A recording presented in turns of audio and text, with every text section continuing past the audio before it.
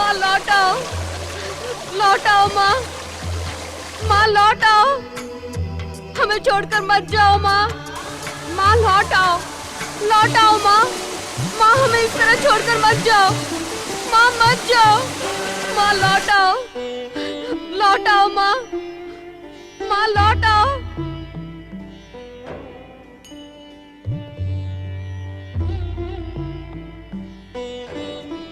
नारायण नारायण। प्रणाम देव ऋषि नारद। दुख और व्यथा के संकट काल में आपके दर्शन पाकर मैं धन्य हो गया। आपकी उपस्थिति सदा मंगल का प्रतीक मानी जाती है। आप निश्चित ही मेरी व्यथा शमन करने के उद्देश्य से यहां पधारे होंगे। नारायण नारायण। मुझे आपके दुख और व्यथा का ज्ञान है यमदेव।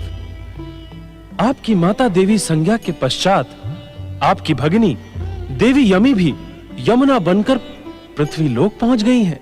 अपनी माता और बहन को इस प्रकार जाते हुए देखकर भी मैं कुछ ना कर सका। मुझसे यमी की व्यथा नहीं देखी जाती देव ऋषि, नहीं देखी जाती।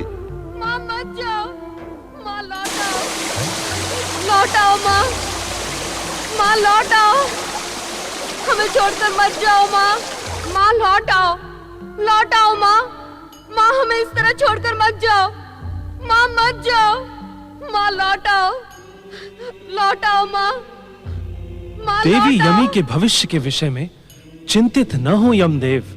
अर्थात नारायण नारायण। सतयुग और त्रेता युग के पश्चात द्वापर युग में जगदीश्वर भगवान श्री विष्णु धर्म के संस्थापन के लिए पृथ्वी लोक पर श्री कृष्ण का अवतार धारण करेंगे। तब आपकी बहन यमुना का तट उनकी बाल लीलाओं का केंद्र बनेगा। नारायण नारायण। प्रभु के चरणों का स्पर्श पाकर देवी यमी अपने पिछले सारे दुख भूल जाएंगी। अपनी बहन का सौभाग्य सुनकर मैं धन्य हुआ देव ऋषि, किंतु मैं आपसे एक प्रश्न पूछने का इच्छुक हूं। नारायण नारायण। यमदेव, आप यही ज्ञात करने के इच्छुक हैं ना कि आपकी माता और बहन देखते ही देखते आपसे दूर चली गई और आपके पिता ने उन्हें रोकने का प्रयास भी नहीं किया? हाँ देव ऋषि, क्या यह हमारे पिता सूर्यदेव का अन्याय नहीं है? न्याय अन्याय के विषय में मैं कुछ नहीं कह सकता यमदेव। नारायण नारायण। किंतु मुझे इतना ज्ञात अवश्य है कि हर घटना से एक नई घटना का जन्म होता है और इसके चमत्कारी परिणाम भी निकलते हैं। क्षमा करे देव ऋषि, मैं आपकी सांकेतिक भाषा को समझने के योग्य नहीं। कृपया आप सरल भाषा में मेरी शंका का समाधान करें। आपकी योग्यता के विषय में मुझे और संसार को तनिक भी संदेह नहीं है, किंतु आप सरल भाषा में सुनने के इच्छुक हैं तो सुने। नारायण नारायण। आपका सूर्य लोक से बहिर्गमन यमलोक में रिक्त स्थान की पूर्ति के लिए हुआ है। यमलोक? हाँ सूर्यपुत्र यमराज जी, आप शीघ्र ही यमलोक पहुंचे। वहां मेरे मानस पिता ब्रह्मदेव के आदेशानुसार धर्मराज और चित्रगुप्त आपकी प्रतीक्षा कर रहे हैं। माता और बहन के जाने के पश्चात सूर्यलोक से मेरा भी संबंध टूट गया है। देव ऋषि नारद, आपका मार्गदर्शन पाकर मैं कृतार्थ हुआ। अब यमलोक ही मेरा स्थायी निवास होगा। मुझे आज्ञा दें। प्रणाम। देवी संज्ञा के पुत्र और पुत्री को इस घटना से उनका स्थायी स्थान मिल गया, किंतु अब देवी संज्ञा का क्या होगा? दीदी, दीदी, विवाह के पश्चात तुम पति प्रेम में ऐसी डूबी कि हमें तो भूल ही गई। मैंने पिताश्री से कई बार कहा कि तुम्हें बुलाएं, किंतु उन्होंने मेरी विनती स्वीकार ही नहीं की। क्या बात है दीदी? तुम्हारी आंखों में अश्रु? सब कुशल तो है? पुत्री संज्ञा,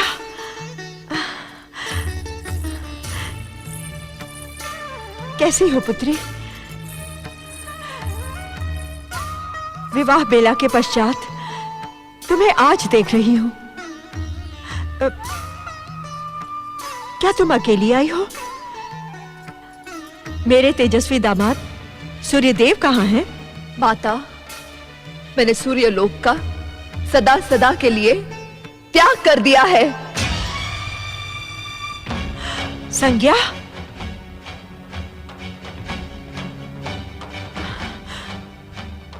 अर्थात तुमने अवश्य अपने पति से कोई वाद विवाद किया होगा, उन्हें अप्रसन्न किया होगा। आप ये क्यों नहीं पूछते पिताश्री कि उन्होंने मुझे कितना अप्रसन्न किया है, मेरे स्वाभिमान को कितना अधिक आहत किया है। उस घोर अपमानजनक स्थिति में मैं भला कैसे रह सकती थी? तुम अब मां बन गई हो संज्ञा। क्या सूर्यलोक छोड़ते समय तुम्हें अपने पुत्र यम और पुत्री यमी का भी विचार नहीं आया? वे बालक नहीं है माताश्री। जब मैंने सूर्यलोक में ना रहने का निश्चय कर ही लिया तो उन सब की चिंता क्यों करूं? मैं सदा सदा के लिए यहां रहने आई हूं।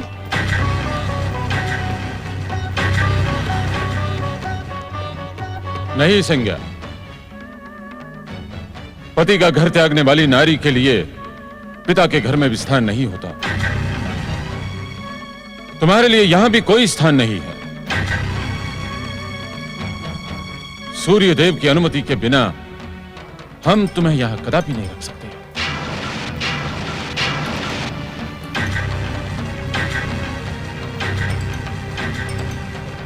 इतने अधिक कठोर ना बने पिताश्री। पुत्री बृहस्पति, धर्म के मार्ग पर चलने वाले व्यक्ति को पग पग पर परीक्षा देनी पड़ती है। मैं पुत्री के मोह में धर्म के मार्ग को छोड़ नहीं सकता। किंतु धर्म का मार्ग? हाँ पुत्री, धार्मिक व्यवस्था के अनुसार विवाह के पश्चात कन्या का सुख संसार उसके पति का घर ही होता है।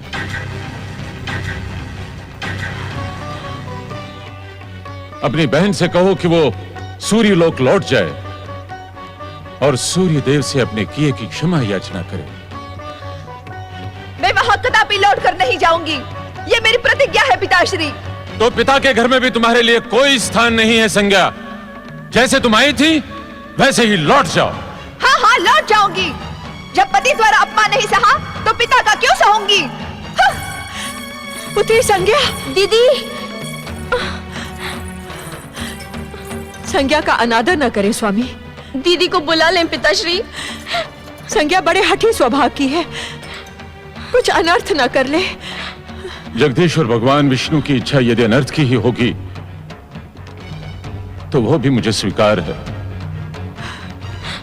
किंतु मैं अपने धर्म पथ से डिग नहीं सकता। मैं विवश हूं मैं।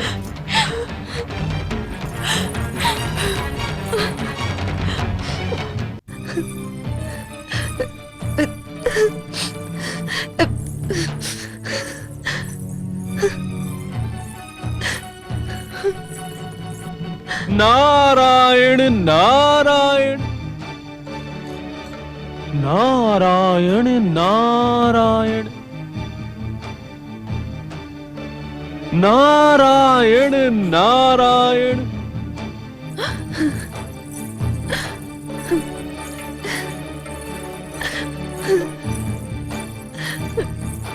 नारायण नारायण। अपने पति ग्रह को त्याग कर तुमने उचित नहीं किया देवी संज्ञा। परमपिता ब्रह्मदेव के आदेश पर मैंने तुम्हारा विवाह संबंध सूर्यदेव जैसे तेजस्वी ग्रहपति के साथ जोड़ा था। नारायण नारायण। तुम्हें इस दुर्दशा में देखकर मैं अपने आप को ही दोषी समझने लगा हूं।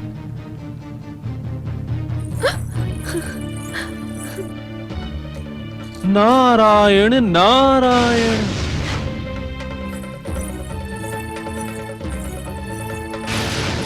नारायण नारायण। प्रणाम देवर्षि नारद। मैं तो तुम्हें तुम्हारे महान पति सूर्यदेव से पुनर्मिलन का ही आशीर्वाद दूंगा देवी संज्ञा। मेरे कल्याण, मेरे मंगल का आशीर्वाद आप क्यों नहीं देते देवर्षि? नारायण नारायण, क्योंकि पति से दूर रहकर किसी भी नारी का मंगल और कल्याण हो ही नहीं सकता। विवाह के पश्चात नारी का स्वर्ग उसके पति का घर ही है। क्षमा देवर्षि, क्षमा। आप जिस पतिगृह को स्वर्ग संबोधित कर रहे हैं, आपके उसी स्वर्ग में मैंने नरक से भी भयानक यातना झेली है। आप मुझे ऐसा आशीर्वाद ना दे जो पुनः मेरी यातना का कारण बने। देवी संज्ञा, उस यातना को झेलने का उत्तरदायित्व भी तुम्हारा है। देवर्षि, तुमने सूर्यदेव के ताप और तेज के विषय में अकारण ही एक भ्रम अपने मन में पाल रखा है। क्या विवाह के पश्चात इतने वर्षों में एक बार भी सूर्यदेव ने अपने ताप से तुम्हें दग्ध किया? अपनी तेजस्विता और ताप का उल्लेख करके सूर्यदेव ने मेरी उपेक्षा तो की, प्रतिदिन मेरे स्वाभिमान को आहत तो किया। तेजस्विता और ताप का उल्लेख करने के लिए तुमने ही सूर्यदेव को बाध्य किया। यह असत्य है देवर्षि नारद। सत्य तो यह है कि सूर्यदेव के तेज के बिना इस संसार की कल्पना ही नहीं की जा सकती। इसीलिए आप सब मुझे अपमानित कर रहे हैं। नारायण नारायण, ये भी तुम्हारा भ्रम है देवी संज्ञा। तुम सूर्यदेव से इस संसार की कल्पना की बात कर रही हो। तनिक सोचो, सूर्यदेव को भी अपनी तेजस्विता और ऊर्जा प्राप्त कहां से होती है? अर्थात एक नहीं, करोड़ों करोड़ सूर्यों के तेज से भी अधिक तेजस्वी जगदीश्वर भगवान श्री विष्णु से। नारायण नारायण, उचित तो यही होगा देवी संज्ञा कि तुम पुनः अपने पति सूर्यदेव की शरण में लौट जाओ। कदापि नहीं देवर्षि, कदापि नहीं। मैं सूर्यलोक कभी नहीं लौटूंगी। यदि लौटना ही था तो मैं वहां से निकलती क्यों? नारायण नारायण, तो क्या पति और पिता के आश्रम से वंचित रहकर तुम सदा इसी प्रकार भटकती रहोगी? तुम भले ही सूर्यलोक से निकल आई हो, परंतु तुम सूर्यदेव की पत्नी और यमयमी की माता हो। घटनाओं से परिचय नहीं बदलता देवी संज्ञा। अपने हट को त्याग कर संसार को प्रकाशित करने वाले अपने महान पति की प्रतिष्ठा का ध्यान तो रखो। नारायण नारायण, गृहपति सूर्यदेव की धर्मपत्नी इस प्रकार पृथ्वीलोक पर निरुद्देश्य भटकती रहे, ये सर्वथा अनुचित है। तो फिर आप ही बताइए देवर्षि कि मैं क्या करूं? संकट की इस घड़ी में अब आप ही मेरा मार्गदर्शन करें। स्मरण करो देवी संज्ञा कि तुम्हारे विवाह के शुभ अवसर पर स्वयं ब्रह्मा विष्णु महेश ने उपस्थित होकर तुम दोनों को सुख, शांति, संतुष्टि और कल्याण का आशीर्वाद दिया था। वो मेरे जीवन का अविस्मरणीय दिन था देवर्षि। तो वो आशीर्वाद मिथ्या नहीं हो सकता देवी संज्ञा।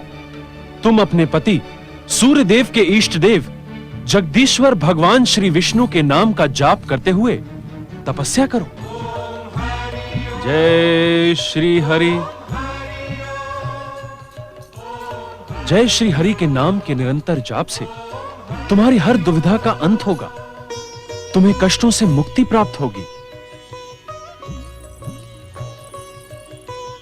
जय श्री हरि। तुम्हारा कल्याण हो देवी संज्ञा। नारायण नारायण। हाँ, मैं जाप करूंगी। जय श्री हरि।